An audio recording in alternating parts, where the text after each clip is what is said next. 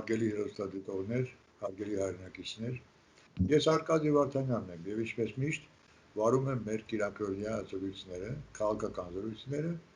եւ այսօրվա իմ զրուցակիցները երիտասարդներ են։ Ես շատ ուրախ եմ իրենց ներկայացնելու, որովհետեւ երեքն էլ այսպես པարզ դիմագծեր ունեցող, բարձր ճակատով, ինչը խոսում է իրենց ուղեղի հզորության մասին եւ ամենակարևորը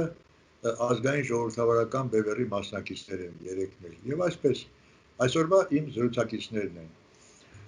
Ես հերթով կթվարկեմ Սասնա Ծռեր համահայկական շարժման մամուլի խոսնակ պարոն Վահագն Ավագյանը, Բարև ձեզ։ Սասնա Ծռերի քարտուղարության անդամ պարոն Գևորգ Սաֆարյանը, Բարև ձեզ։ Քաղաքագետ պարոն Գևորգ Գարստյանը։ Ուրախ եմ ողջունելու ձեզ, հարգելիներս։ Այսօրվա մեր զրույցի թեման է ընդհանուր այսպես վերնագիրը ներքաղաքական մարտահրավերները։ Չնայած այդ ներքաղաքական իմաստի մեջ ես նաև կտեղավորեմ այն, ինչ տեղի է ունենում մեր երկրի սահմաններից դուրս, բայց եւ այնպես անմիջական նշանակություն եւ ազդեցություն ունի մեր ներքին կյանքի վրա։ Եվ այսպես առաջին խոսքը ես հավանաբար կտրամադրեմ պարոն Վահագն Ավագյանին։ Ես գիտեք ինչը կառանձնացնեի այդ մարտահրավերների թվում։ Այս վերջերս ինչպես նկատել եք, բավականին ակտիվացել են Ռոբերտ Քոչարյանը, Սերժիկ Սարգսյանը եւ այսպես ասենք իրենց միացած նաեւ Գագիկ Ծառուկյանը։ Ռոբերտ Քոչարյանը, ինչպես գիտեք, վերջերս հանդես եկավ բավականին այսպես երկարաշունչ հարցազրույցով, որը կազմակերպել է ռուսաստանյան RBK-ն։ Սերժիկ Սարգսյանը մի քանի օր դրանից առաջ ուրեմն հանդես եկավ ասուլիսով, նույնպես բավականին երկարաշունչ ասուլիսով, որի ընթացքում գնահատականներ տվեց 2016 թվականի ապրիլյան պատերազմին։ Եվ ես կարծում եմ, որ այդ փաստերից մենք կսկսենք մեր քննարկումները եւ այսպեսով ինչ գնահատական կտաք այս ամենին, այս ակտիվացմանը դուք պարոն Ավագյան։ Խնդրեմ։ Այստեղ իրենց տեսանկյունից իրենց ակտիվանալը եւ իբրև քաղաքական գործունեությամբ զբաղվելը նպատակ ունի լեգիտիմացնելու այն գործընթացը, որ Նիկոլ Փաշինյանի իշխանությունը արդեն երկար ժամանակ է նախկին ռեժիմի հանցագործների նկատմամբ իրականացնում է։ Այդ գործընթացի հիմնական բնութագիրը ես կտայի այն, որ նպատակ կա արդարացնելու նախկին 30 տարիների հանցավոր ռեժիմների բոլոր հանցագործներին եւ բոլոր հանցագործությունները այս կամ այն գործիքակազմով մեկին ենթադրենք օգնում են երկրից դուրս է գնում, մյուսի դատերը չեն կայացնում, օգնում են հարթակ են տրամադրում զանգվածային լրատվական ամենաբարձր միջոցներով իրենց ներկայացնելու, իրենց քաղաքական հայտը, որը որ բնականաբար հայ ժողովրդի կողմից ամբողջությամբ մերժելի է հնարավորինս ընդունելի դարձնելու եւ այդ ամբողջ գործընթացը ես կապում եմ, որ այս երկու ուժերը ըստ էության գաղութային Հայաստանի 3-րդ հանրապետություն ռուսական գաղութային կազմակերպվածքի երկու իրար հաջորդած ադմինիստրացիաների թերևս ամենակարևոր իրողության ժառանգականության ապահովումն է, որը հանգում է նրան, որ որևէ գաղութային ադմինիստրացիա, ինչքան էլ ինքը հանցագործություններ արած լինի, ինչքան էլ ինքը իր սեփական ժողովրդի նկատմամբ դավաճանություններ գործած լինի, ինչպես դուք նշեցիք, օրինակ Սերժիկ Սարգսյանը պայմանավորված պատերազմով զոհեր է տալիս 100-ից ավել եւ հողեր է հանձնում, կամ Ռոբերտ Քոչարյանը Ռուսաստանին է հանձնում բոլոր հնարավոր եւ անհնար ենթակառուցվածքները երկրի, եւ դրանով իսկ իրենք պետք է մնան անպատիժ, որովհետև դրա մեջ է ամբողջ գաղութային ադմինիստրացիայի տրամաբանությունը եւ հետեւաբար Նիկոլ Փաշինյանը, որը որ եկել է ժողովրդի, այսպես ասենք, ապստամբության ալիքի վրա եւ խոսք է տվել այդ հանցագործությունների պատիժը եւ ըստ էության դառնալով դավաճանելով ժողովրդին եւ դառնալով նույն գաղութային համակարգի հերթական ադմինիստրատոր ստիպված պետք է ամեն ինչ անի, որպեսզի այդ նախկին հանցագործները, ինչպես եւ ինքը հույս ունի ապագայում նաեւ ինքը որևէ պատասխանատվություն չկրեն իրենց հանցագործությունների համար, եւ այս քաղաքական բեմադրությունները, շոուները, դատական նիստերը, ասուլիսները եւ հիվանդության պատճառներով իրենց հետաձգումները, դատերի հանցագործների անհետանալը եւ քաղաքական տեքստեր ասելը անգամ հանրայինով են, հա, շուտով ես ենթադրում եմ իրենք հանրայինով արդեն ելույթ կունենան։ Այդ ամենը ես դիտարկում եմ այս ծիրի մեջ։ Ինչ կասեք դուք, պարոն Սաֆարյան։ Խնդիրը նրանում է, որ երկրի ներքաղաքական խնդիրներից լրջագույնը դա կառավարման ճգնաժամն է, որը արդեն արկա է երկրում եւ մենք գնում ենք դեպի արդեն կառավարման քաոս։ Ինչը շատ տրամաբանական էր, որովհետեւ ներկայիս իշխանությունները հռչակեցին ժողովրդավարական պետություն ստեղծելու կամ անցնելու ժողովրդավարական փիլիսոփայությանը պետական կառավարման։ Սակայն չհրաժարվեցին նախկին համակարգից, անգամ այդ համակարգի առանց հանդիսացող սահմանադրությունը հռչակվեց որպես սուտ հոտ, եւ ներկայիս իշխանությունը ենթարկվում է այդ սահմանադրությանը եւ այլ իրավական ակտերին, շատ ենք լսում իշխանության ներկայացուցիչներից, որ ամեն ինչ պետք է արվի օրենքով, սակայն մոռանում ենք, որ այդ օրենքը գրված է Սերժի Սաշկական ռեժիմի կողմից։ Եվ առաջանում է ճգնաժամ, որովհետեւ սահմանադրությունը, իրավական ակտերը կամ այսպես ընդհանրական ասենք խաղի կանոնները պետությունում նախկին ռեժիմի կողմից ձևավորվել են ավտորիտար սկզբունքներով։ Այսինքն մենք ունենք ավտորիտար սահմանադրություն, ավտորիտար օրենքներ, երբ որ իշխանությունները փորձում են պետությունը կառավարել ժողովրդավարական սկզբունքներով եւ ավտորիտար սահմանադրությամբ, առաջանում է ճգնաժամ։ Եվ նախկին ռեժիմի նշեցիք մի շարք մարդկանց կամ կուսակցությունների անուններ, իրականում սրանք բոլորը 5-րդ Շահասյան ներկայացուցիչներ են, եւ 5-րդ Շահասյանը շատ լավ զգում է ճգնաժամը, շատ լավ զգում է քաոսի մոտենալը եւ սկսում են ակտիվանալ։ Շատ հետաքրքիր է մեր իրականության մեջ, երբ որ նախկին ավտորիտար ռեժիմի ներկայացուցիչները ոչ միայն ազատազրկված չեն գտնվում են ազատության մեջ եւ հարցազրույցներ են կազմակերպում, ասուլիսներ են կազմակերպում, իսկ նրանց դեմ ապստամբած մարդիկ գտնվում են բանտերում եւ նրանց սպառնում է ընդհանուր մինչեւ ցմահ ազատազրկում։ Սա է նաեւ պատճառը, որ իրավիճակը բերում է նրան, որ այս նախկին իշխանությունները իրենց շատ լավ են զգում եւ ըստ էության պատրաստվում են ռևանշի։ Եվ դեր նշած գործողությունները այդ ռևանշին գնացող քայլեր են։ Եթե շարունակվի երկրում այս կառավարման ճգնաժամի խորացումը, ապա այսօրվա իշխանությունները որևիցե շանս չունեն մնալ իշխանության։ Իսկ նախորդ իշխանությունները փորձում են դա օգտագործել վերադառնալու նպատակով։ Իհարկե նաև ունեն մեծ աջակցություն երկրից դուրս գտնվող ուժերի կողմից, որոշ ուժերի կողմից, ինչը իրենց ավելի մեծ թևեր է տալիս։ Սակայն իրենց մոտ իրենք անտեսում են, ինչպես տարիներ շարունակ են ցել հիմա անտեսում են ժողովրդի արկայությունը եւ այլ ժողովրդի կամքը, իսկ ժողովուրդը միշտ արտահայտել է իր կամքը, 18 թվականին ավելի մեծ զանգվածային եւ փողոցում արտահայտեց մերժելով նախկին ռեժիմին եւ դրանով իսկ մերժելով այն համակարգը, որը ստեղծել էր այդ ռեժիմը։ Այնպես որ նախկինները ինչքան էլ որ ունենան ոչակի աջակցություններ երկրից դուրս, ինչքան էլ որ երկրի ներսում մենք ունենանք ճգնաժամային իրավիճակ, պիտի հասկանան, որ իրենց վերադարձը հայ ժողովրդի։ Ես անչափ ուրախ եմ, որ այսօրվա մեր զրույցին մասնակցում է նաև իմ գոլեգան քաղաքագետ պարոն Գարստյանը։ Պարոն Գարստյան, ձեր գնահատականը հնչեցված հարցի շուրջ։ Էապես սկսում եմ նշած երկու կարծիքներն էլ, ես կուզենայի հարցը դիտարկենք 2010 թվականի համաժողովրդական շարժման համատեքստում, ըստ երևույթին դա երկար տարիներ շարունակ կուտակված ցասման արդյունքում բռնկված շարժում էր, որի հիմնական պահանջը այդ 30 գրեթե 30 տարիների ընթացքում իրենք եղեկած խորքի պետության վախճանն էր այդ շարժման պահանջը, սակայն խորքի պետությունը այս երկու տարիների ընթացքում գործեց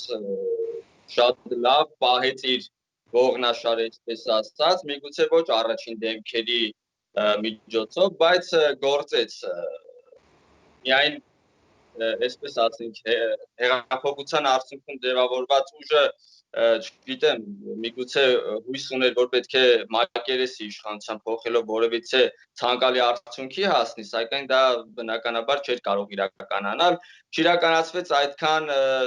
պահանջված անցումային արդարադատությունը, որը որ պետք է իր իրավական բոլորի շրջանակներում պետք է իրավական արձագանք տրվեր անցյալում իրականացված փաստորեն բռնաճնշումներին ժողովրդի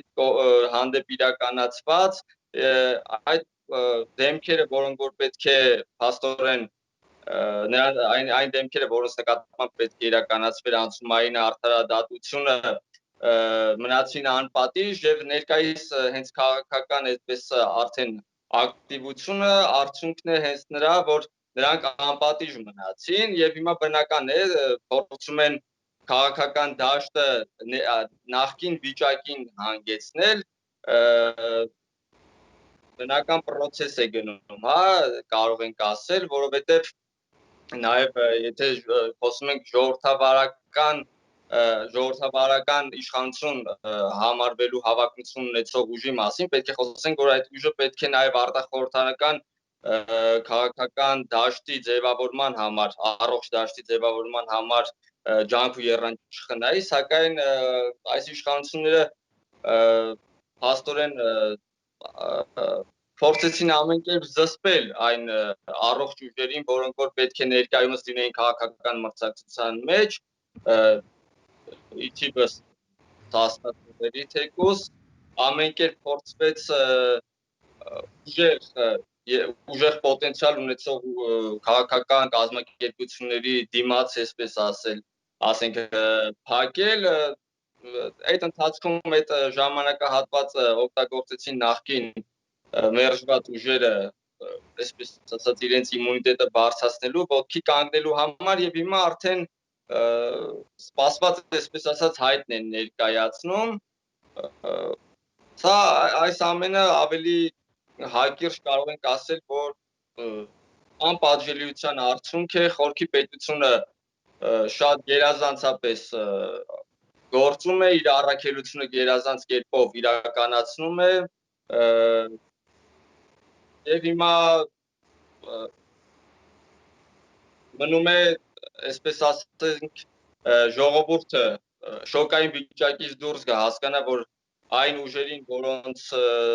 նա 2 տարի առաջ վստահեց իշխանությունը, փաստորեն չեն արդարացնում սպասելիքները եւ իր հայացքը ուղղի այն ուժերի ուղղությամբ, որոնք որ պայքարել են եւ շարունակում են պայքարել հանուն ազգային պետության եւ հանուն այս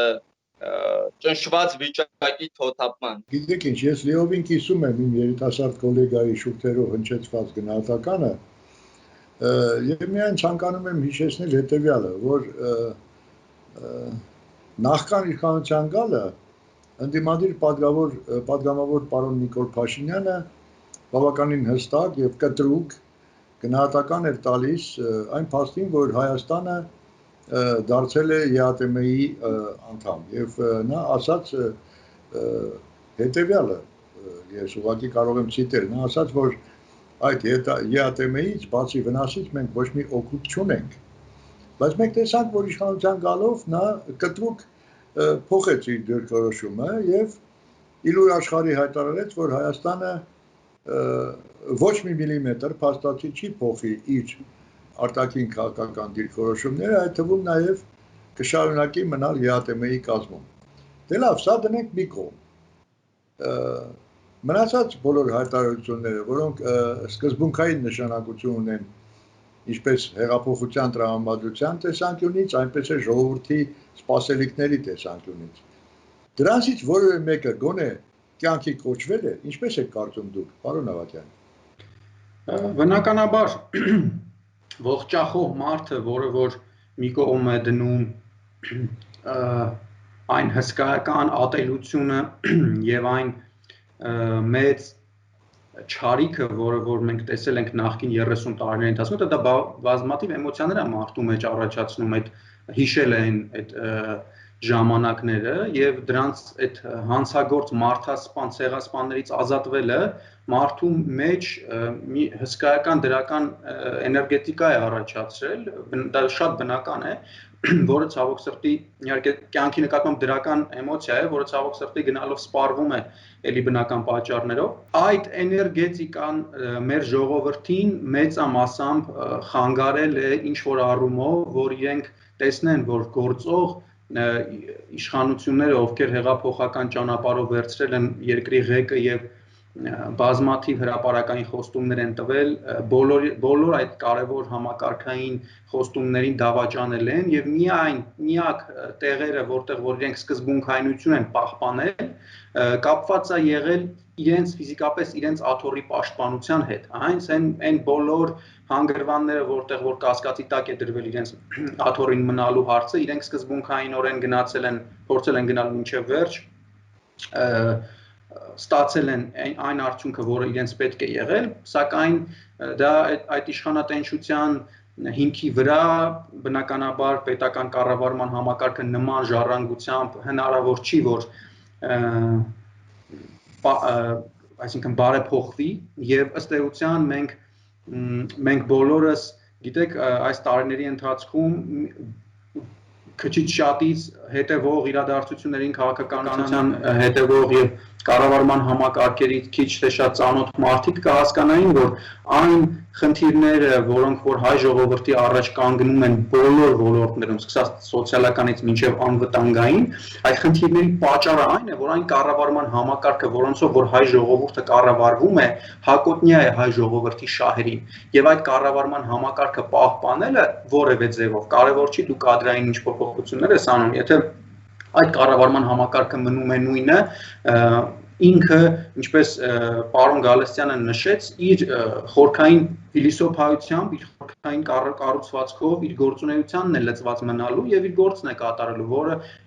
այս պահին բնականաբար բոլորս էլ հասկանում ենք Ռուսաստանի Դաշնության շահերն է հարավային Կովկասում։ Հիմա այս համակարգը դրանով է զբաղված, իսկ այդ շահերը շատ դեպքերում մեծամասամբ հայ ժողովրդի շահերին հակոտնյա են եւ դրա հետևանքը մենք տեսնում ենք կառավարման համակարգի ճգնաժամն է, ինչի մասին խոսեց պարոն Սաֆարյանը, եւ եթե եկել են իշխանության եւ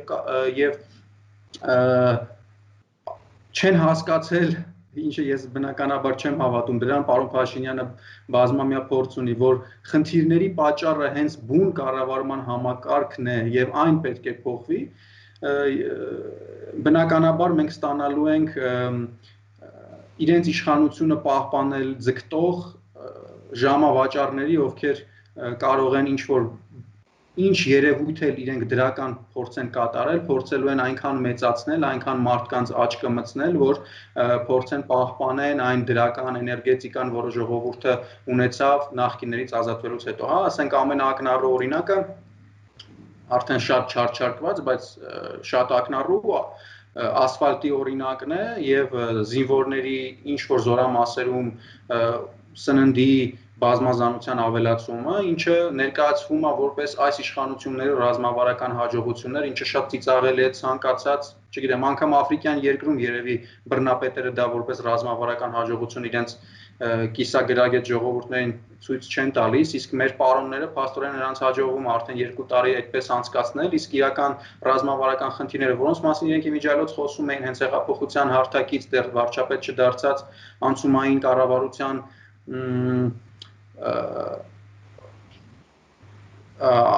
անցումային կառավարության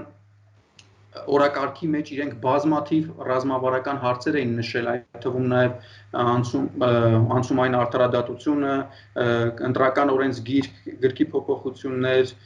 կուսակցությունների մասին օրենք, դեկապիտալիզացիայի մասին օրենք, դրանք նա հրապարակային է ասել, հրապարակային ամբողջ ժողովրդի հետ այդ թեմաները խոսել է եւ այդ բոլորից հետ է կանգնել, դա փաստ է,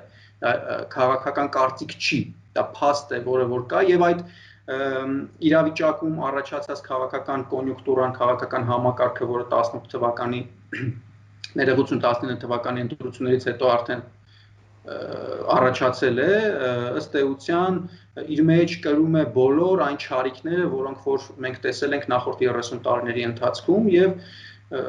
միամտություն է ողջախոհ մարդու համար ակնկալել այս մարդկանցից, այս իշխանություններից որևէ ռազմավարական դրական փոփոխություն եւ որևէ ոլորտում ռազմավարական հաջողություն։ Ընդհանրապես գիտեք ես ինչ կասեի, հարգելիներս, ուրեմն իրարամերժ հայտարարություններ, իրարամերժ որոշումներ, իրարամերժ բացականչություններ եւ այլն, այդ իրարամերժության ասպարեզում ես կարծում եմ այսօրվա վարչապետը կարող է արժանանալ Գինեսի գրքում գրանցվելու իրավունքին։ Բայց դա թողնենք մի կողմ, թողնենք դա իր խղճին եւ հասարակության գնահատականներին։ Իսկ ձեզ, պարոն Սաֆարյան, մի հետեւյալ հարցն եմ ուզում ձեզ ներկայացնել։ Ուրեմն մեր ժողովուրդը ինչպես հայտնի է դարերով երազել է ստեղծել եւ ապրել այնպիսի պետության սահմաններում, որը կլինի արդար, որը կլինի ժողովրդավարական, որը կլինի բարեկեցիկ, որը կլինի ապահով, որպես ազգի բոլոր ներկայացուցիչների համար օթևան եւ այլն, իսկ այս 28 ամիսների ընթացքում, երբ արդեն իշխանության է եկել այսպես կոչված հեղափոխական իշխանությունը, ձեր կարծիքով այդ նշաձողին մենք մոտեցել ենք, թե ընդհակառակը հեռացել ենք։ Այստեղ խնդիրը նույնպես համակարգային է։ Մենք, ոչ միայն մենք, այլ մեր նախ եւ առաջ իշխանությունները պիտի հասկանան, որ պետության ներսում խնդիրները լուծվում են կոնցեպտներով, հայեցակարգերով։ Եթե դու թողնում ես պետության ամբողջ կոնցեպտը այն վիճակում, ինչ-որ գրվել է նախկին իշխանությունների, իսկ իրականում օտար պետությունների կողմից, եւ փորձում ես այնտեղ ինչ-որ փոքր փոփոխություններ անել, ապա դա չի ստացվում։ Հիմա օրինակ նայեք, նորից մենք ունենք ոստիկանական համակարգում ինչ-որ մի ստորաբաժանում ստեղծելու PR ակցիա, այդ ՕՊՑ ստորաբաժանումը, որ նոր տեսահոլովակներ նկարահանվում եւ այլն։ Նմանատիպ ակցիա օրինակ իրականացվել է նաեւ Ղովակասպյանի կողմից այդ տխրահարճակ հեշտակների գումարտակը ստեղծելու ժամանակ, իբրև թե ներկայացնելով, որ այս գումարտակը ունենալու է լրիվ նոր ինչ-որ մի կարգավիճակ կամ լրիվ նոր որակ։ Սակայն մենք պիտի հասկանանք, որ եթե համակարգը մնում է նույնը, ապա համակարգի մեջ մեկ օղակ փոխել հնարավոր չէ։ Եթե այս հասկանալը մեր ժողովրդի համար, կառավարողների համար քիչ դժվար լինի, փորձեմ մանրամասնել կոնկրետ օրինակի վրա։ Օրինակ ստեղծվում է ոստիկանական մեկ ստորաբաժանում։ Որպեսզի այդ ստորաբաժանումը ստեղծվի, ապա այդ ոստիկանները պիտի ստանան համապատասխան կրթություն եւ պատրաստվածություն ոստիկանության։ Այսինքն պետք է նաեւ բարելավի ոստիկանության կրթական համակարգը։ Ոստիկանությունը, որպեսզի այդ արդեն լավ կրթված ոստիկանները հետագայում ճիշտ ծառայեն, պիտի աշխատի ոստիկանական վերահսկողական համակարգը։ Պետք է վերահսկողական ծառայություն ունեն իրենք եւ այլն եւ այլն։ Եվ այս բոլոր համակարգերը ոչ միայն բոլորը պիտի լավ աշխատեն, ապա սրա հետ միասին բոլորը նաեւ պիտի միմյանց հետ լավ աշխատեն։ Այսինքն պիտի ամբողջ համակարգը փոխվի։ Իսկ ամբողջ ոստիկանական համակարգը կարող է փոխվել միայն այն դեպքում, երբ որ ամբողջ պետական համակարգը եւ այսպես շարունակ այս օրինակները բազմաթիվ։ Հիշեցնեմ, որ ժամանակին Նիկոլ Փաշինյանը շատ ամփոփող հայտարարություններով խոսեց վեթինգի մասին։ Դատայրավական համակարգում ըստ իրեն վեթինգը բերել էր շատ մեծ արմատական փոփոխությունների, այնինչ վեթինգը շատ փոքր մի գործողություն էր այդ դատայրավական բարեփոխումների մեջ, սակայն վերջում նա դա էլ չկարողացավ անել, ասելով, որ սահմանադրությունը թույլ չի։ Հիշեցնեմ, որ երբ որ տեղի ունեցավ 18 թվականի հայտի գործողությունները, մենք անընդհատ այս իշխանություններին հիշեցրեցինք, խորհուրդեցինք փոխել խաղի կանոնները եւ առաջին հերթին փոխել սահմանադրությունը, ասելով, որ անհնարին է թողել սահմանադրությունը նույնը եւ իրականացնել իրական բարեփոխումներ, օրինակ օրենսդրական մակարդակում կամ ենթաօրենսդրական մակարդակում։ Դա հնարավոր չէ եւ դուք վերջում գալու եք հանգեք սահմանադրական պատի։ Սակայն ես չլսեցին, գիտեք, Նիկոլ Փաշինյանը ասաց, որ չպետք է ամեն մի նոր իշխանություն փոխի սահմանադրությունը։ Դրանով իսկ Նիկոլ Փաշինյանը հաստատեց, որ իր գործողությունները ոչ թե հեղափոխություն էին, որը պետք է բերեր ամբողջ համակարգի փոփոխությանը, այլ իշխանափոխություններին, որը պետք է բերեր իր իշխանության գալուն։ Ինչի հետևանքով երկրում այդ խոսեցիք իրենց խոստումների եւ նրանց չկատարելու մասին, իրենց տված խոստումները մի շարք խոստումներ, եթե իրենք անգամ շատ ուզեն, այս համակարգի ներսում չեն կարող կատարել։ Քանի դեռ համակարգը նույնն է, օրենսդրական մակարդակում, այլ մակարդակներում փոփոխություններ չեն լինել։ Իդեպ կա արդեն մենք գիտենք, որ սահմանադրության փոփոխության խնդիր է դրված նաև ներկայիս իշխանությունների կողմից։ Հաշվի առնելով այն հանգամանքը, որ ի սկզբանե Նիկոլ Փաշինյանը եւ իշխող ուժը ասացին, որ անհրաժեշտություն չկա սահմանադրական փոփոխությունների, դա նշանակում է, որ այդ մարդիկ չեն հասկանում, որ անհրաժեշտ է համակարգը փոխել։ Դրանց կարելի է ենթադրել, որ սահմանադրական փոփոխությունները ոչ թե բերելու են ամբողջ համակարգի փոփոխությանը, այլ ինչ որ մի հոդված, որը իրենց համար անթույլատրելի է կամ խանգարում է, ինչ որ հոդվածներ կփոխվեն կամ հոդվածների մեջ ինչ որ բառեր կփոխվեն, սակայն համակարգը կմնա նույնը։ Մենք պիտի հստակ հասկանանք, որ այսօրվա գործող համակարգով ռեալ իրական բարեփոխումներ Հայաստանի Հանրապետությունում իրականացնել հնարավոր չէ։ Շարունակելով մեր զրույցը հերթական անգամ դիմում եմ իմ գոլեգա քաղաքագետ պարոն Գալստյանին։ Գիտեք ինչն է ինձ անձամբ զարմացնում եւ ոչ այնքան զարմացնում, որքան զայրացնում։ Հայաստանը շարունակում է տարբեր բարձրագույն ատյաններում, միջազգային ատյաններում քվեարկել Ռուսաստանի շահերի օգտին։ Եվ դա անում է այն նախկին խորհրդային միության հանրապետությունների հետ միասին, որոնք շարունակում են մնալ Ռուսաստանի ազդեցության ներքո եւ որոնց միանում են սովորաբար այսպես կոչված իզգոյ երկրները, որոնք ընդամենը մի քանիսն են։ Սա իհարկե պատիվ չի բերում մեզ եւ քաղաքագետի տեսանկյունից ինչպես կարելի է այդ ամենը գնահատել։ Այդ տեսեք, ես դրանք ավելացնեի նաեւ այս վերջերս այն խայտարակ ընտրությունների արդյունքում, երբ նորից որերորդ անգամ արդեն Բելարուսի նախագահ հռչակվեց մարդասպան եւ հանցագործ պարոն Լուկաշենկոն, առաջիններից մեկը իրեն ուրեմն շնորհավորեց մեր վարչապետը։ Սա վայել է ժողովրդավարական երկրին, սա վայել է այն իշխանությանը, որը հռչակել էր ուրեմն քաղաքակրթության արժեքները, քաղաքակրթության սկզբունքները, որպես իր փիլիսոփայության հիմնաքարերը։ Սա վայել էր արդյոք, թե ոչ։ Խոսքը թե պարոն Գալստյան, պետք է մենք հաշվի առնենք, որ Հայաստանը իր աշխարհագրական դիրքով գտնվում է քաղաքակրթությունների, այսպես ասած, խաչմերուկում։ Խոսք գնաց նաև ԵԱՏՄ-ի մասին։ ԵԱՏՄ-ը պետք է դիտել որպես միայն տնտեսական, այսպես ասած, հարթության վրա, տնտեսական հարթության վրա, դա նաև քաղաքակրթական ընտրություն է։ Մենք մեր կոչմամբ, մեր առաքելությամբ, մեր աշխարհագրական դիրքի բերումով, մենք պետք է քաղաքակրթությունների կամրջողը լինենք։ Սակայն մենք ընտրել ենք մի ուղղություն, որը ոչ այնքան է համապատասխանում մեր քաղաքակրթական էությանը նկարագրին, որը մենք ավանդել ենք դարերի կողքից։ Եվ նման, այսպես ասած, ոչ ճիշտ քաղաքակրթական ընտրության, քաղաքակրթական կուրսի ընտրության արդյունքում էլ շարունակվում են նաև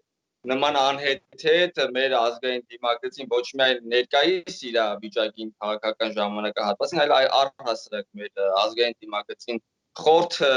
այսպես ասած, առաքելությամբ է ամբողջ աշխարհին ներկայանում Հայաստանի Հանրապետությունը։ Ինչ վերաբերում է Լուկաշենկոյի ընտրությանը, նախագահ ընտրվելու արդիվ ուղղված շնորհավորանքին, իհարկե դա ժողովրդավար դառնալու հայտ ներկայացրած պետությանը եւ պետության ղեկավարի ոչ այնքան համապատասխան է, քանի որ Լուկաշենկոն այն ղեկավարներից մեկն էր, որը որ հետխորհրդային պետությունում, Բելոռուսում, փաստորեն որդեգրեց խորհրդային մշակույթը եւ միջև օրս էլ այդ գիծը շարունակում է, հա, ժողովրդին չի համարում այնքան տրամաբանող, այնքան գիտակից, որ կարողանա ժողովրդին ինչ-որ բան փոխել, հանդես է գալիս ինչ-որ ժողովրդի հոր կարգավիճակում, հոր դերով, սակայն պետք է մի քիչ ուշադիր նայել Բելարուսի փողոցներին եւ հասկանալ, որ նրան որպես թե հայր, թե որպես ղեկավար, ինչպես որ կուզեք, թե որպես առաջնորդ չի ընդունում այդ ժողովուրդը։ Եթե չի ընդունում ժողովուրդը, իսկ Բելարուսի ժողովուրդը Լուկաշենկոին, իսկ Նիկոլ Փաշինյանը իրեն ընդունում է ժողովրդի ընտրություն, այս դեպքում անհասկանալի է մի փոքր ինչպես կարող է նման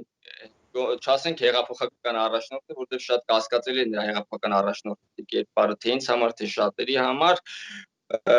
գոնե հեղափոխական գործընթացի արդյունքում ընտրված առաջնորդ, ինչպես կարող է նպատակահարմար համարել իր նման, այսպես ասած, գորովալից շնորհավորանքը ուղղված Լուկաշենկոին, ընդ որում այն դեպքում, երբ դեռ հաստատ չէ, նա կշարունակի որպես ղեկավար մնալ Բելոռուսում, թե ոչ։ Ինձ թվում է առաջիկայում շատ բուռն պայքար կա, սակայն այն ուժերը, որոնք որ դուրս են գալու փաստորեն ռեժիմի դեմ պայքարի, այդ ռեժիմը փշրելու պայքարի, նրանց առաջ նաև եւս մեկ մրցակից է ավելացել իդեմս 2010 թվին ձևավորված իշխանության, սակայն ուրախալի այն, որ պայքարի մյուս կողմում էլ կանգնած է լինելու առողջ ուժեր, որոնց կողքին կանգնած է լինելու ժողովուրդը, որովհետև ժողովրդի հզոր պետություն ունենալու երազանքը անօտարելի է, դա ճնշել հնարավոր չէ, քանի որ մենք թե բնազդաբար մեր ցեղային առողջ բնազդով, ինչպես Հայկ Ասատրյանն է ասում, թե մեր գիտակցությամբ ազատատենչ չենք եւ մենք պետք է մեր այսպես ասած բանակցությունը մեր առողջ ազգային բնազդների գործիքը դարձնենք եւ շարժվենք առաջ։ Բարի, պարոն Ավագյան, դուք ինչպես եւ պարոն Սաֆարյանը Սասնա ծռեր համահայկական շարժման պաշտոնական ներկայացուցիչներ եք եւ դրա համար հերթական հարցս ես ուղղում եմ ձեզ։ Դուք ինչպես եք կարծում, այս Բելարուսում տեղի ունեցող զարգացումները նախ ինչ արձագանք կունենան այստեղ մեզանում եւ երկրորդը, ձեզ չի թվում, որ քանի որ դե մենք բոլորս էլ միաձայն այսպես ասած բնութագրում ենք այսօրվա ռեժիմը որպես նախկինի շարունակություն, դուք ինչպես եք կարծում, որքանով է ռեալ հերթական այսպես զինված ապստամբությունը այսօրվա Հայաստանում, դա հնարավոր եք համարում, թե ոչ։ Երևի գամ առաջին հարցից Բելոռուսում այնիշ տեղի ունենում Բելոռուսում եւ առհասարակ էլ սովետական երկրներում բոլորը իրար հետ կապված են, ես կհիշեցնեմ զրուցակիցներից եւ ձեզ պարոն Վարդանյան, պարոն Ժիրայր Սեֆիլյանի մի քանի ամիս, եթե ոչ տարի առաջ ասված միտքը, որ 90-ականների սկզբում սովետական միության սովետական կայսրության ոչնչացումը տեղի ունեցավ, այժմ մենք ականատես ենք լինելու սովետական KGB-ի այն խորքային պետության, որի մասին խոսեցին Գևորգ Գալստյանը եւ Գևորգ Սաֆարյանը, այդ խորքային պետության հիմնական գործիքի KGB-ի ոչնչացում մենք դրան ականատես ենք լինում եւ այդ KGB-ն ինքը այն կառավարման համակարգի հիմնական բաղադրիչն է, որով որ արդեն 100 տարի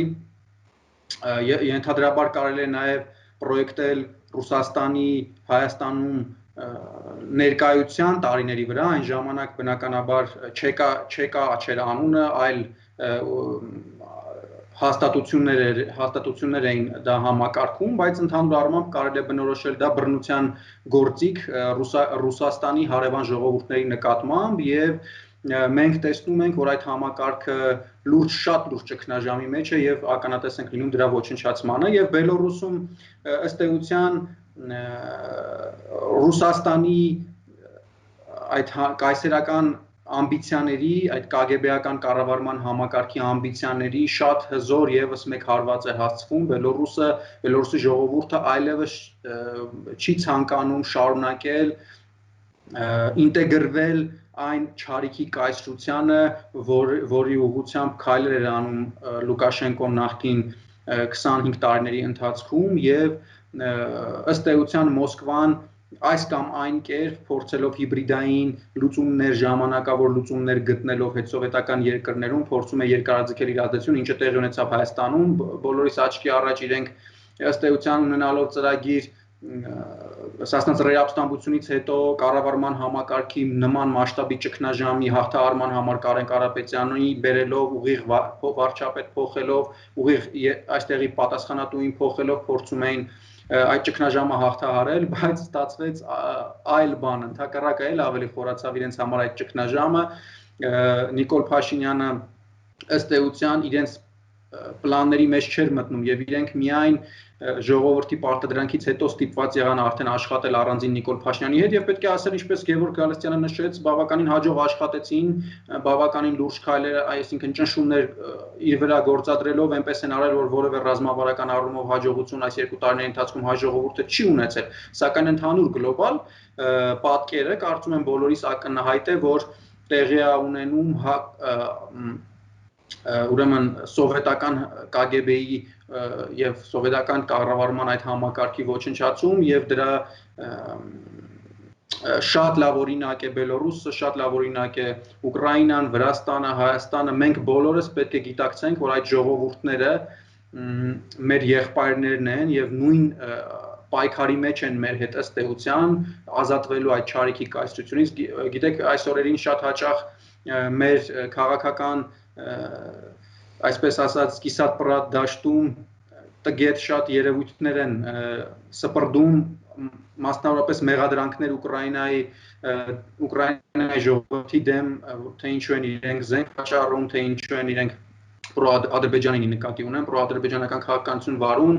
մոռանալով որ ամենաշատ զենքը վաճառողը հենց Ռուսաստանն է իսկ Ուկրաինայի ժողովուրդը Ուկրաինայի պետությունը ընդհանրապես փորձում է արձագանքել այն իրավիճակներին, որոնք որ ձեր կողմից նշված է, օրինակ ՄԱԿ-ում քվեարկությունների ժամանակ իրենց պետության տարածքային ամբողջականության դեմ Հայաստանի պետության քվեարկություններ են լինում եւ այլն, իրենք փորձում են դրանով արձագանքել։ Մենք պետք է գիտակցենք, որ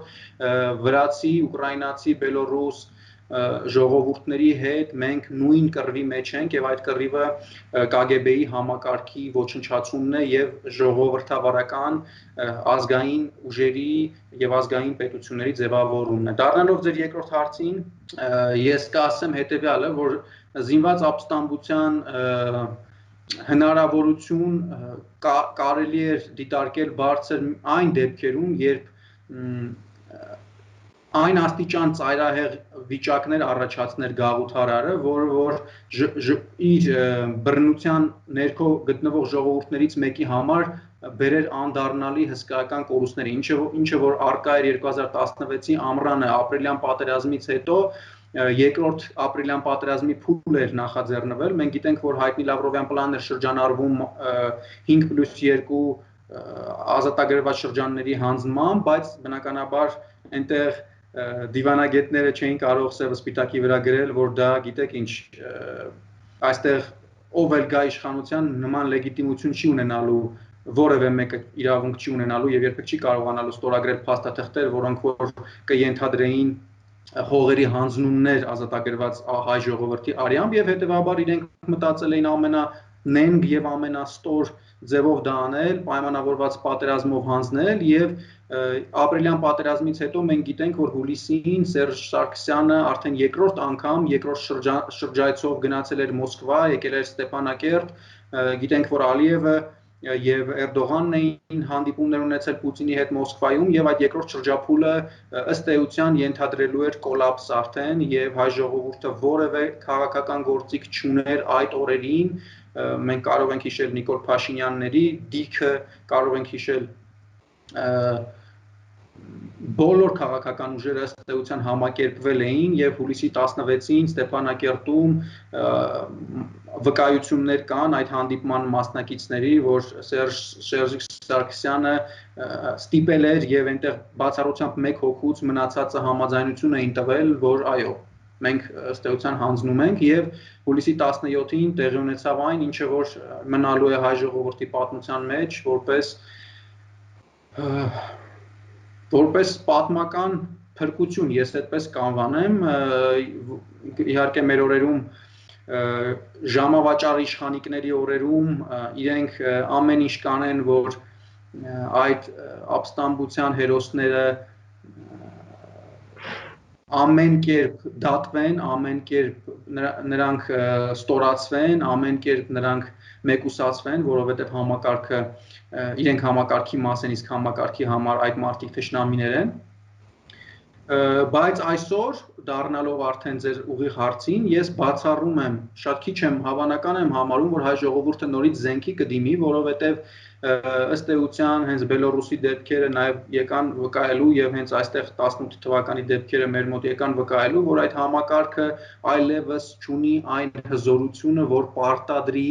հայ ժողովրդին միակողմանի նման ծայրահեղ զիջումներ եւ մենք տեսնելու ենք առաջիկայում, որ ռեժիմը եւ այդ գաղութային համակարգը ել ավելի է նահանջելու եւ հայ ժողովուրդը շատ փափուկ ձևով ազատվելու է այն շղթաներից, որի մեջ գտնվում է արդեն առավել քան 200 տարի այդ ռուս-թուրքական ակցիանի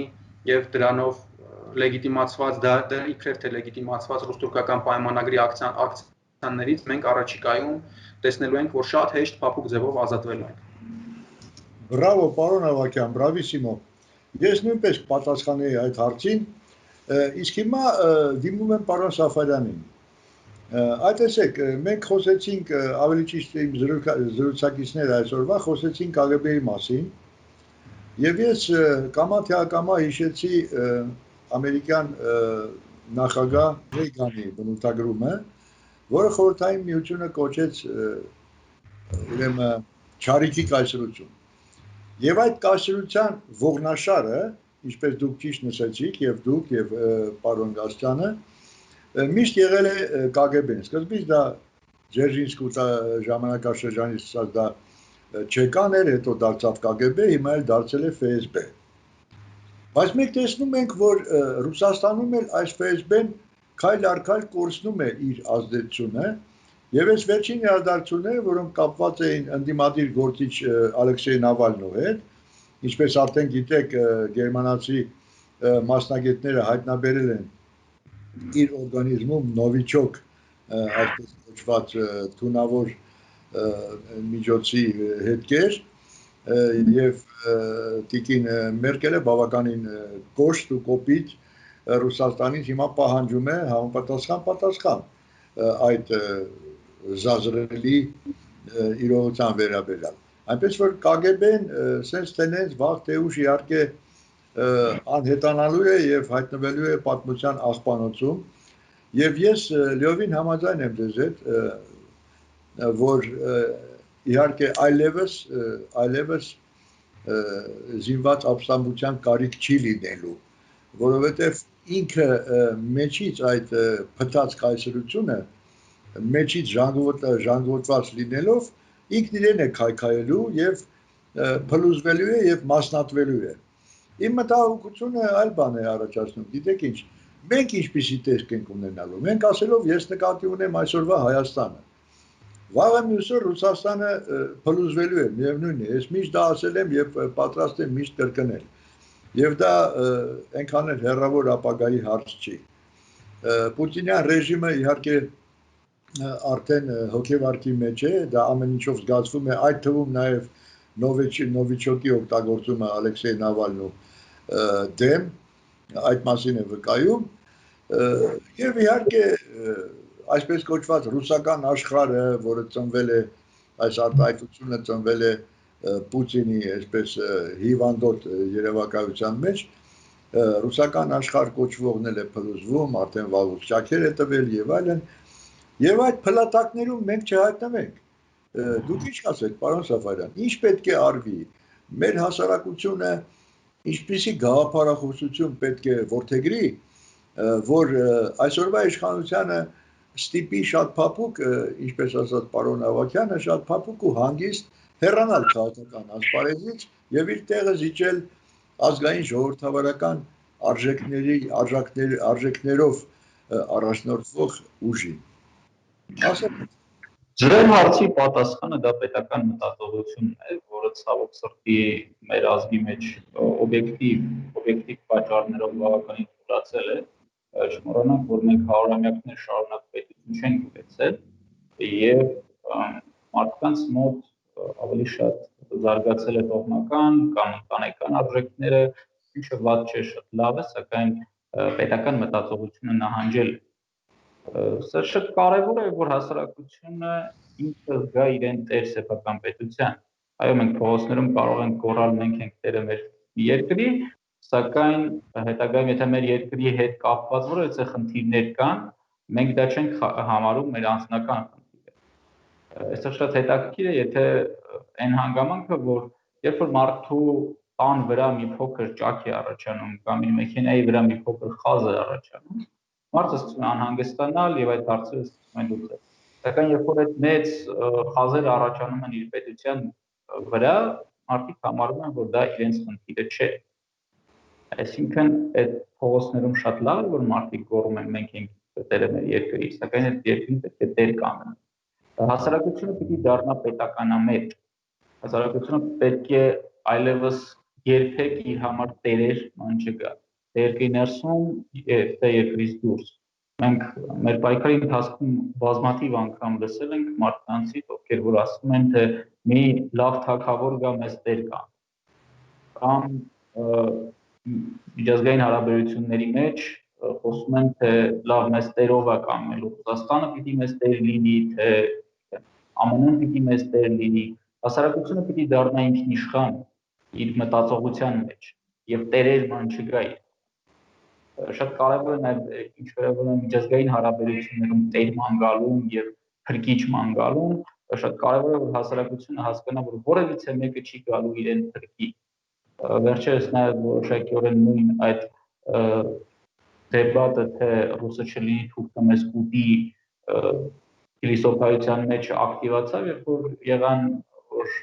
զորավարժություններ թուրք-ադրբեջանական եւ մարդկանց մոտ նորից ակտիվացավ ինչ-որ դեպատ, թե արդյոք ռուսներն են գալու մեզ փրկեն թուրքերից, թե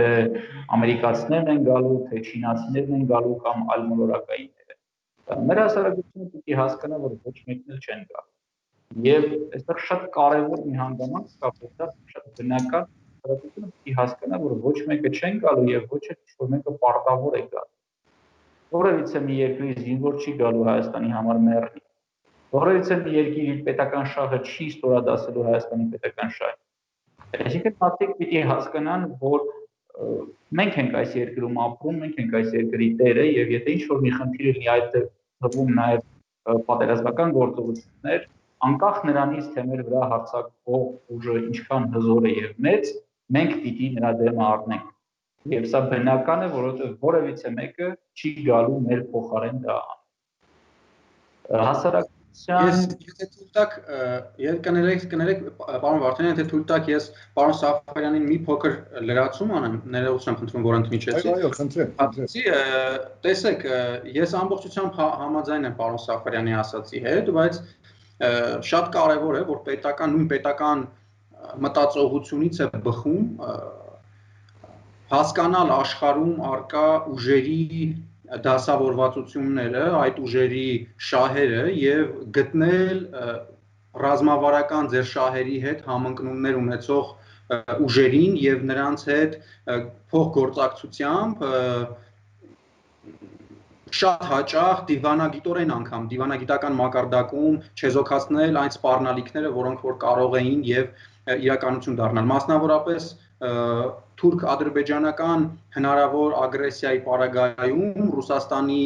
մենք բոլորս գիտենք Ռուսաստան նման փորձ եղել է Ռուսաստանը ոչ թե հայաստանի աջակցությամբ զբաղվել այդ նման դեպքերում, այլ վաճառել է Հայաստանի շահերը իրեն ձեռնտու մեկ այլ բան ստանալով դիմաց է, բայց փոխարենը հենց այս օրերին մենք աշխարհում շատ ակնառու է տեսնում ենք, որ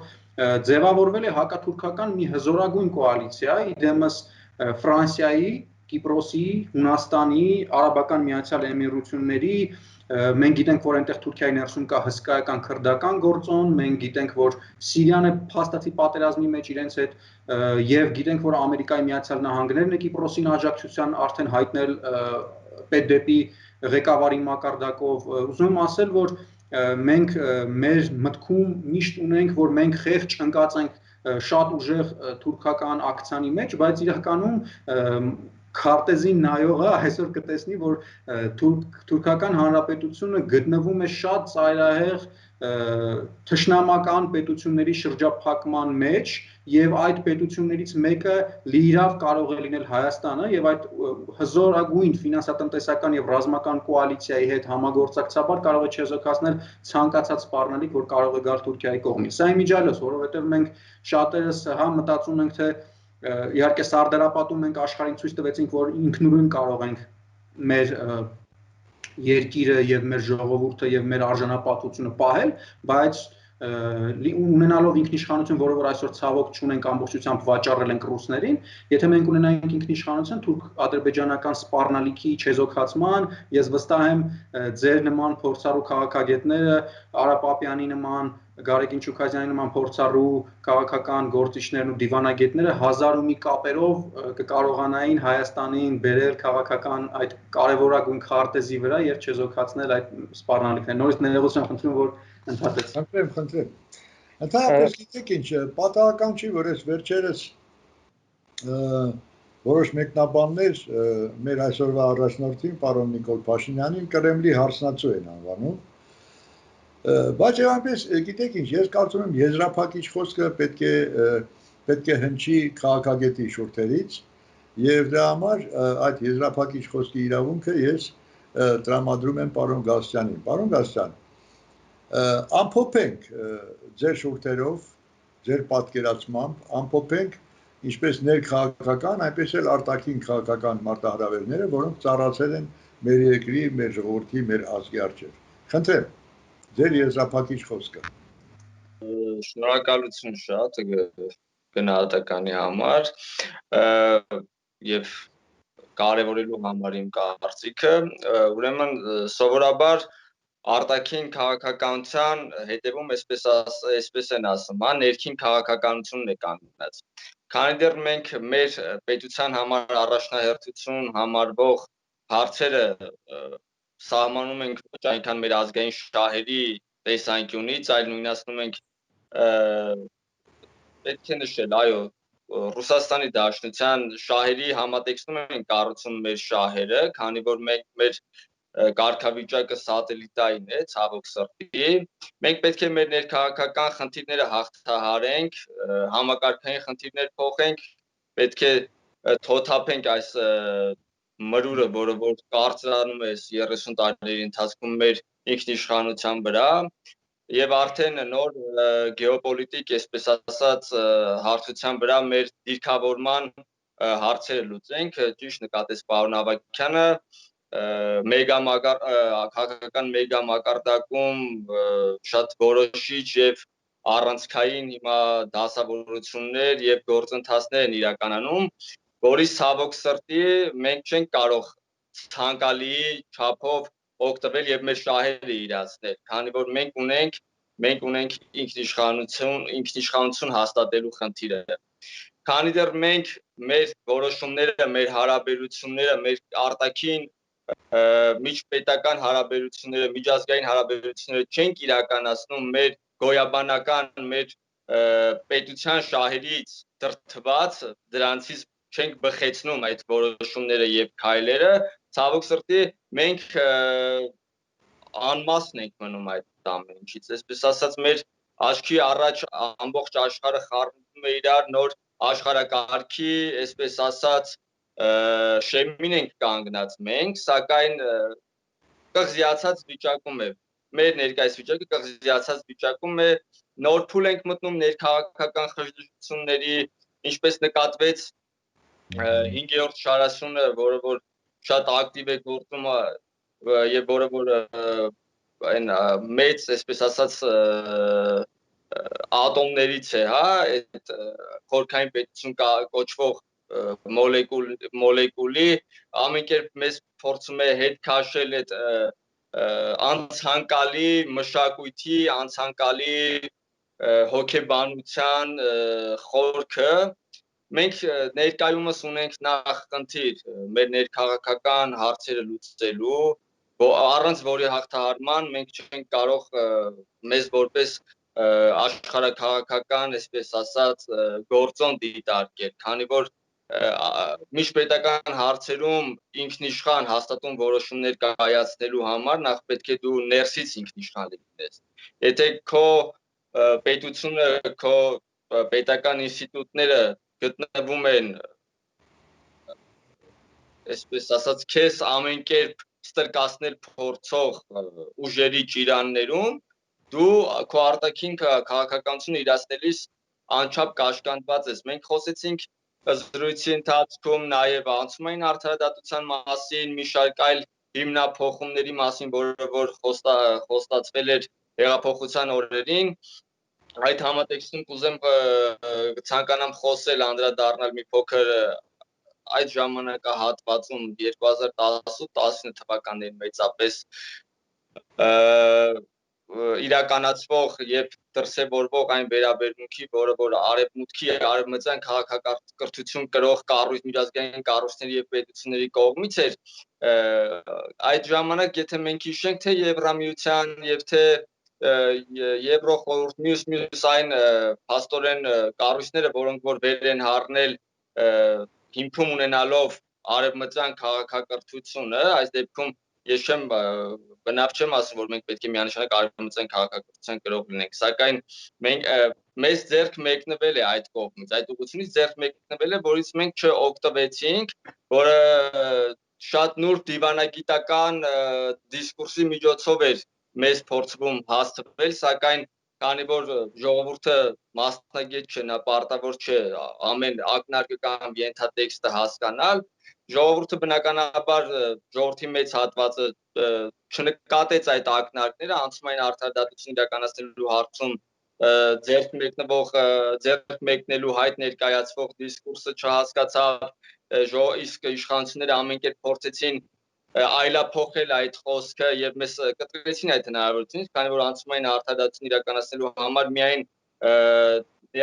ներսի պետության ներուժը բավական չէ, իրավաբանական, իրավագիտական ներուժը միայն բավական չէ, միջազգային կառույցների ՄԱԿ-ի եւ այլնի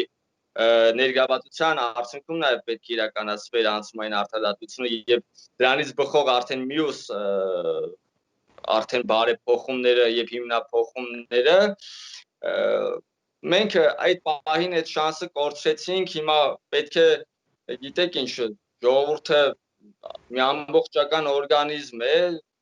պետք է այդ օրգանիզմում ինչ-որ գործողություններ, գործընթացներ իրականանան, արդյունացման գործընթացներ իրականանան, այդ համատեքստում պետք է նաև իրենց գործուն ներգրավվածություն եւ դերակատարություն ունենան նաև քաղաքական ընտրանիները, որովհետեւ ինչքան էլ որ ժողովուրդը իմաստուն է եւ ժողովուրդը հզոր է, նրան առաջնորդող է պետք։ Իմ մեծ ցանկությունը կոչը մեր ժողովրդին թող արիությունը իրեն չլքի եւ նա չհրաժարվի իրականության աչքերին նայելու այդ արիությամբ տողորվելուց, թող նայի թե ինչ տվեց նա իշխանությանը, ինչպիսի լծակներ եւ աջակցություն տվեց իշխանությանը եւ թե ինչ ստացավ այդ աջակցությանը ի պատասխան, թող մի փոքր, այսպես ասած, հաշվարկների դիմի եւ հասկանա թե ինչ տվեց եւ դրա արդյունքում ինչ ստացավ եւ թե ինչ կարող էր ստանալ, այսինքն կարող ուժը ինչերի ընդունակ կլիներ այդ դեպքում անել, որը որ կլիներ մեր պատմության համար մի ֆանտաստիկ բեկում կարող էր մտցնել մեզ համար, որը ցավոք սրտի բաց թողնվեց, բայց պետք չէ անցյալի բաց թողնվածի ուղղությամբ անդադ նայելով ապագան ձեռքից բաց թողնել, պետք է այդ քնից դուրս գալ, մեզ արթնություն է պետք է զինվել քաջությամբ, մեր պետության հարցն է, հետևապես մեր գոյության հարցն է, ինչպես նշեցիք, Ռուսաստանը, եթե մենք ամեն կերպ կապենք մեզ Ռուսաստանի կամ որևիցե մի այլ պետության անվան հետ մեզ կապենք, նրա փլուզման արդյունքում ցավոք սրտի մենք էլ ենք մնալու այդ փլատակների տակ։ Եվ միայն մեզ ապավինելու արդյունքում է, որ մեր պետությունը կկարողանա այդ խառնարանից, այդ երրացող կաթսայից դուրս գալ։ Մենք եւս մեկ անգամ, եթե մենք ուզում ենք աշխարհաքաղաքական, այսպես ասեմ, գործընթացներից հաղթանակած դուրս գանք կամ մեր շահը փոխենք, մի փոքր կոպիտ ասած, մենք պետք է մեր ազգային արժանապատվությունը վերականգնենք։ Մենք պետք է հասկանանք, որ պետությունը դա ազգային բարձրագույն արժեք է եւ պետք է մենք դրա համար պայքարենք։ Ըստ էության, պարոն Գալստյան, այն ինչ տեղի ունեցավ 90-ականներին, ըստ էության եւս մի նման հանգրվան էր, երբ աշխարհաքաղաքական խոշոր փոփոխություն տեղի ունեցավ, սովետական միությունը փլուզվեց եւ հայ ժողովուրդը իր շահերին նայելով, որևէ ուժի ուղղորդմանը չնայելով, այլ հենց իր շահերին նայելով Արցախի վերամիավորման շարժում սկսեց, իսկ երբ բռնություններ սկսվեցին, ինքը զենք վերցրեց եւ զենքով դիմադրեց թե թուրքական գործոնին, թե անգամ ռուսական գործոնին, հիշում ենք Կալցո օպերացիան եւ մեր ազգային հերոս Թաթուլ Կրպեյանի սպանություն եւ այլն, այսինքն հայ ժողովուրդը այդ օրերին, աշխարհաքաղաքական այդ փլուզման օրերին, ինքը իր զենքին ապավինելով դուրս եկավ հաղթով, վերամիավորեց էքզիստենցիալ բնազդին, այո, դրանից ավելի լավ կարողացավ իր ոտքերի վրա կանգնել ամուր թիկունքով իր ապագայի համար իրապես սրտացավ զավակներին ճանապարհ տալ, որոնց ճիշտ է վախճանը, այսպես ասած, շատ ցավալի եղավ, բայց ճիշտ եք, պարոն Ավագյան, ճիշտ նկատեց պարոն Ավագյանը, մենք շահած ենք դուրս եկել միայն այն դեպքում, երբ գործել ենք մեր դիրքերից, այլ ոչ թե սպասել ենք, որ ինչ-որ մեկը մեզ կփրկի կամ ինչ-որ մեկի ուտելուց կփրկի կամ ինչ-որ մեկի կուլ տալուց կփրկի։ Մենք կարևորը պետք է հասկանանք, որ ինչպես դուք նշեցիք, ինչպես պարոն Սաֆարյանը նշեց, ինչպես պարոն Ավագյանը եւ մեր հենց գաղափարական առանցքը դա է, որ մենք պետք է ապավինենք մեր ուժերին, մեր ազգային պոտենցիալին եւ միայն այդ դեպքում հնարավոր կլինի իրական հաշվարկների գնալ աշխարհաքաղաքական բեմահարթակում տեղ զբաղեցնելու հարցում։ Մեր ժամանակը մոտենում է ավարտին, պարոնակ, ես խորապես շնորհակալ եմ պարոնակ Գալստյանին, Սաֆարյանին եւ Ավագյանին եւ գիտեք ինչ, պետք է խոստովանեմ, որ վաղուց արդեն այդ աստիճանի բավարարություն չեմ ճաշակել նման զրույցների ընթացքում։ Ինձ համար շատ ուրախալի է, որ մեզանում կան այդպիսի հոյակապ երիտասարդ մտածողներ, մեկնաբաններ, մասնագետներ, եւ ես չեմ կասկածում, որ մոտ ապագայում երկրի քաղաքականության ղեկը հայտնվելու է հենց այս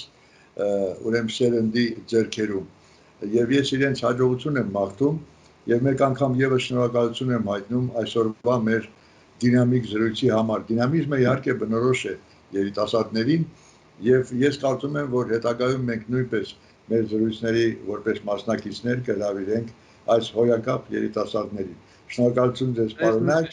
միշտ նոր հանդիպումներ, ցտեսություն։ Շնորհակալություն։